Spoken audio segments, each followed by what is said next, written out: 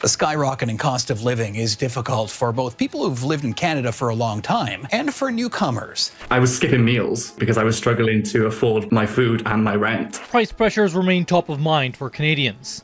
The cost of living found to be the standout domestic headline from coast to coast.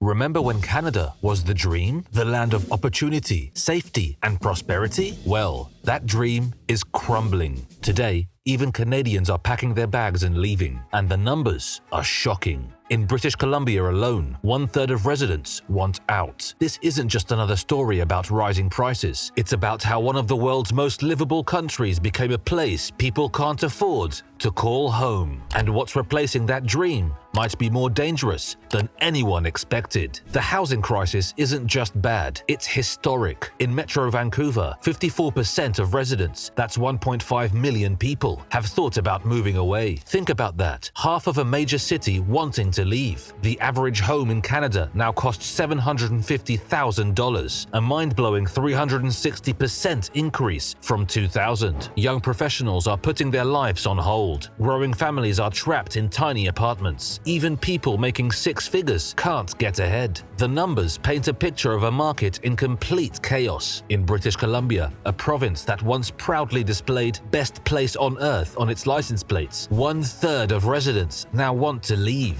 The situation in Ontario isn't any better. More than 40% of recent post-secondary graduates are thinking of leaving the province due to affordability concerns. In Toronto, the story gets even grimmer. Average rent jumped from $1,370 in 2018 to $1,830 in recent counts. For many, the dream of home ownership has become just that, a dream. Take Samir Ahmed's story. He and his wife earn $160,000 annually, well above average, but they're planning to leave. With $3,000 monthly rent for a cramped two-bedroom condo and a growing family, they're finding it impossible to get ahead. Our lifestyle is already limited. I don't know how anybody else does it, he says. Their story isn't unique. It's becoming the norm. Some try moving to smaller towns, hoping to find relief from big city prices. But as researcher Melissa Kelly from Toronto Metropolitan University found, they're often disappointed. Many of them did say they came to Thunder Bay because they heard it was cheap, but that has changed. In the past couple of years, the cost of housing has increased dramatically. The housing crisis has spread far beyond major cities, leaving nowhere to hide. The government's promises to fix this seem hollow. They've pledged to build 3.5 million homes by 2030 to address the crisis, but plans are falling behind. Meanwhile, rental costs in cities like Toronto and Vancouver have skyrocketed to over $2,700 per month for a one-bedroom apartment. New immigrants face an even tougher battle. Without credit history or steady employment, many are forced into overcrowded or subpar living conditions. This isn't just a housing crisis, it's a full-blown emergency. Young families are delaying having children. Professionals are turning down job opportunities. Retirees are being forced to leave communities they've lived in for decades. The ripple effects touch every aspect of Canadian life, from mental health to economic growth. With each passing month, as prices climb higher and higher, more Canadians are asking themselves the same question: is it time to leave? But here's where things get interesting. Canada welcomed a record-breaking 1 million newcomers last year, but many aren't staying. In 2019, about 67,000 people left Canada. In 2017, nearly 60,000 departed, a shocking 43% spike above the historical average. And experts believe these numbers are about to get much worse. Daniel Bernhard, CEO of the Institute for Canadian Citizenship, puts it, "We are now seeing people who are coming to Canada and then saying,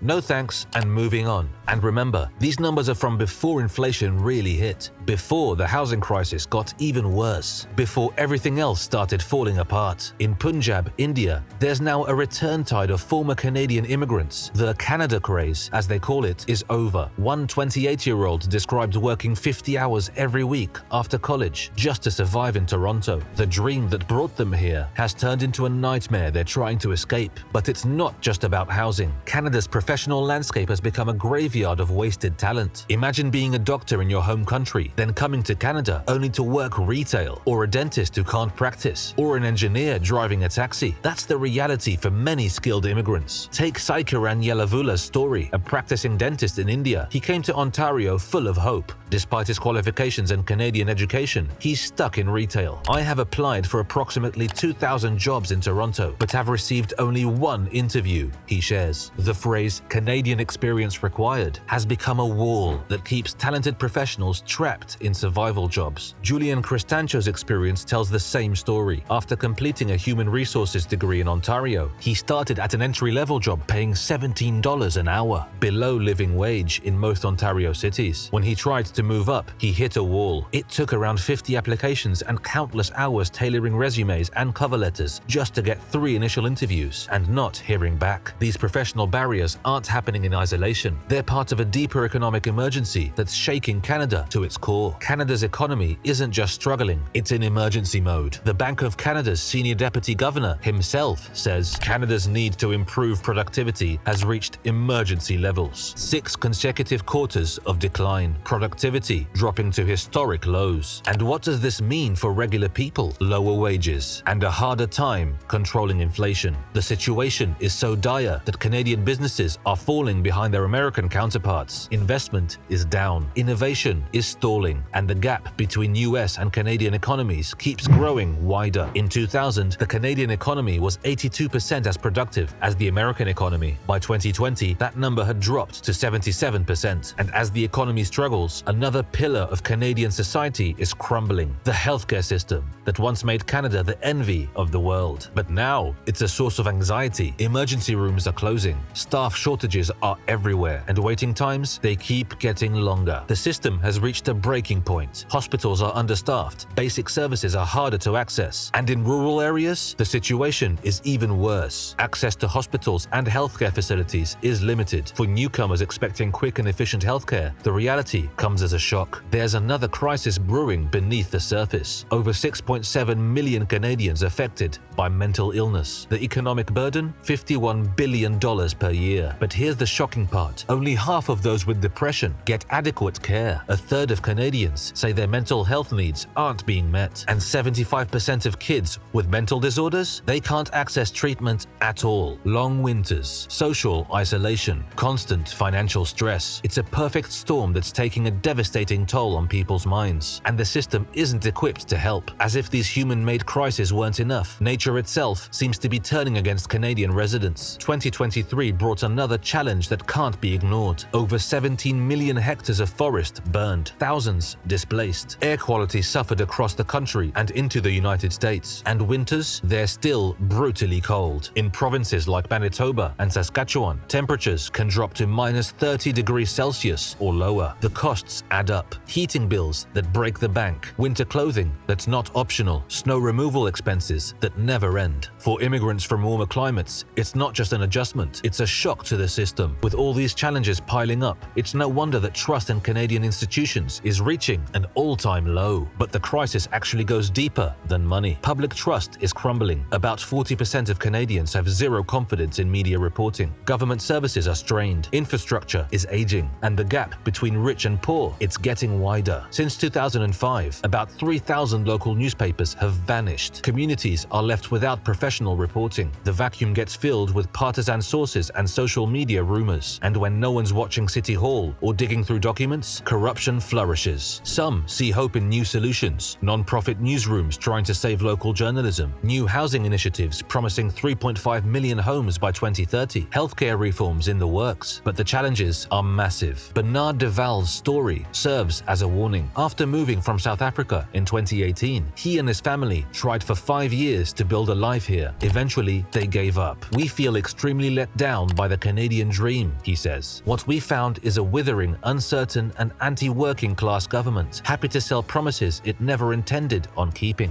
It's time for a change in this country, my friends, a real change! This isn't just about numbers and statistics. It's about real people, real dreams being crushed, real families making tough choices. The Canada of 2024 isn't the Canada people dreamed of. And unless something changes dramatically, the Canada of tomorrow might be even tougher to call home. The question isn't just who's coming to Canada anymore. It's who's staying, who can afford to stay, and whether the Canadian dream will survive at all. But here's the thing, Canada isn't alone. Across the ocean, another 4 former beacon of opportunity, is facing its own crisis. The United Kingdom, a nation that once proudly called itself Great Britain, is wrestling with eerily similar problems. Just like Canada, the UK is seeing its own housing nightmare unfold. Just like Canada, its healthcare system is under unprecedented strain. And just like Canada, its residents are asking themselves, is it time to leave? In our next video, we'll dive deep into the UK's struggle and why it might be even more shocking than Canada's decline. Make sure to subscribe and hit that notification bell so you don't miss this crucial follow-up. Drop a comment below with your thoughts on Canada's crisis, and stay tuned for our investigation into why the UK is following a similarly troubling path. Thanks for watching, and we'll see you in the next video.